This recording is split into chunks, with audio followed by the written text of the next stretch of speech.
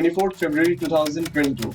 Just a normal day for everybody, and in India it was just an ordinary morning too. But while scrolling through the internet, I came across an interesting, rather shocking news headline which said Russia has launched a full-scale military invasion in Ukraine. Now, everybody on the internet and on Twitter was shocked completely by this news that in this era of 21st century, some country can plan and launch a full-scale military attack upon another country. But sadly, it was the reality at that moment, and truth to be told, this was already coming since glimpses were seen in 2021. Many analysts were worried since 2021 about the huge-scale military buildup of the Russian army on Russia-Ukraine border. And when the war was finally launched, it became the largest mobilization of forces in Europe since 1945. Now, in order to fight such a war, Russia required lots and lots of money, and it is unfortunately the 258th day since the war has started and it has not stopped. That is, Russia is still fighting Ukraine to claim the land it believes it's his. So, how is it possible? Who is providing Russia so much money to fight this war at such a grand scale against Ukraine? Hello everyone, my name is Ritap, and in this video we are going to discuss how Europe, especially Germany, has been funding Russia indirectly since the beginning of this war against Ukraine. Excellencies, ladies and gentlemen, our world is in big trouble. Well, what the Russians are doing at the moment is transferring forces from the north towards the southwest. The last 6 months, and this war is nowhere near an end. What are the big takeaways? What lies ahead for Ukraine and the world? That's what we'll discuss next. So it all started on 1st February 1970, which was a Sunday. Senior politicians and gas executives from both the countries, the Germany and the then Soviet Union, gathered at a hotel to sign the contract for the first major Russia-Germany gas pipeline. Now, once the contract was signed, Transgas, which was an extension of the Soyuz gas pipeline, was extended to the southern German state of Bavaria through Czech Republic. And according to the contract, Russia would have to export fossil fuels like coal, oil, and natural gas to Germany, and in return, Germany would have to export steel and other important industrial goods to Russia. Now, the problem is, despite the immense pressure from the US and the NATO upon Germany to reconsider the contract, Germany went ahead with it, and it further said that it would never rely on Russia for gas for more than 10%.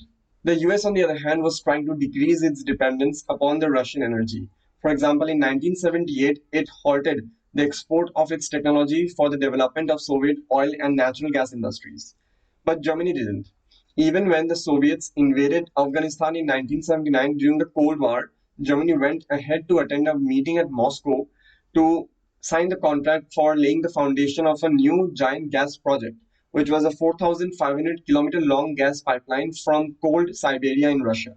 This new deal increased Germany's dependence upon Russian gas and Russian energy supplies from 15% to a major 30%. Now, America, on the other hand, was trying to persuade Europe to its side by imposing secondary sanctions upon them. But that didn't work. Instead, the whole of Europe sided with Germany on this and started building the new gas pipeline from Russia on 1st January 1984. Fast forward to 2001, Russian President Vladimir Putin visited Bundestag and delivered a speech on the Bundestag, which is the governmental body of Germany. And the German chancellor at the time was pretty convinced by the conversations that the interests of Germany, Europe, and Russia were pretty aligned with each other.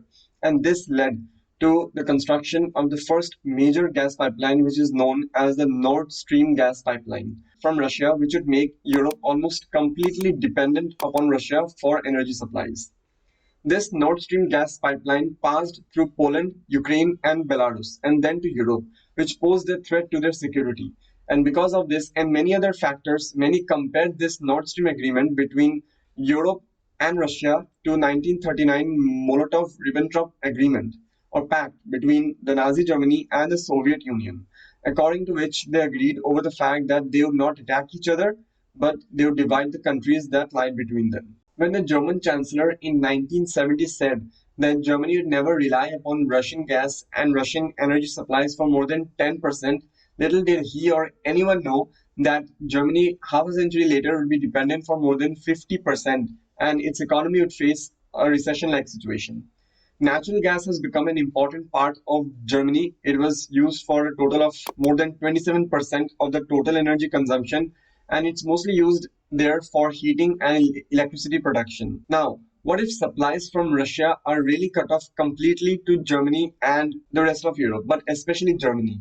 Well, firstly, according to the German government, energy will be supplied only to the so-called protected customers. For example, police stations, supermarkets, hospitals, schools, and many more. Again, supplies to companies with the so-called interruptible contracts will be cut off, and power plants which are not essential for grid stability will be shut down completely for energy consumption purposes.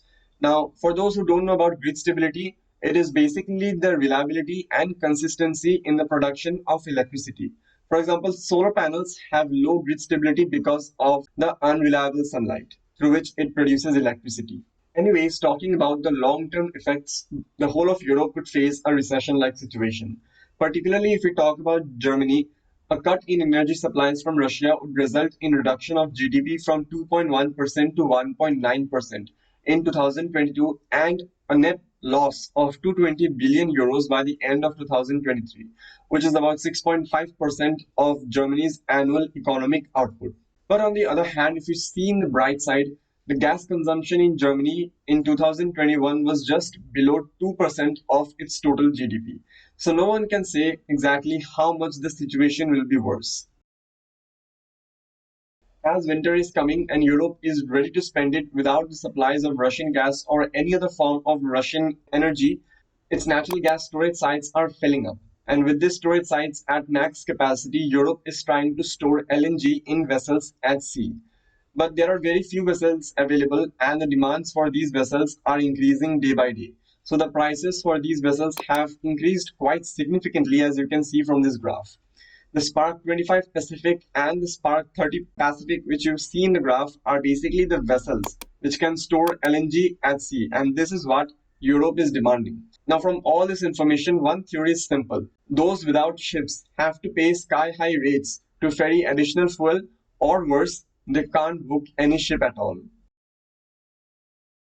Now, what is the conclusion we can derive from this video?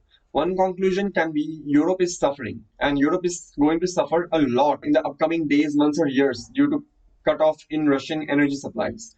But on the other hand, if we see, Europe is still paying Russia huge amounts of money as it is not completely independent of Russian energy supplies. And that money is enough for Russia to continue this war against Ukraine. Now, if we talk about massive losses, it has been only the people of Ukraine who have suffered and felt it, because it has been 8 long, excruciating months for the people of Ukraine since the war was launched.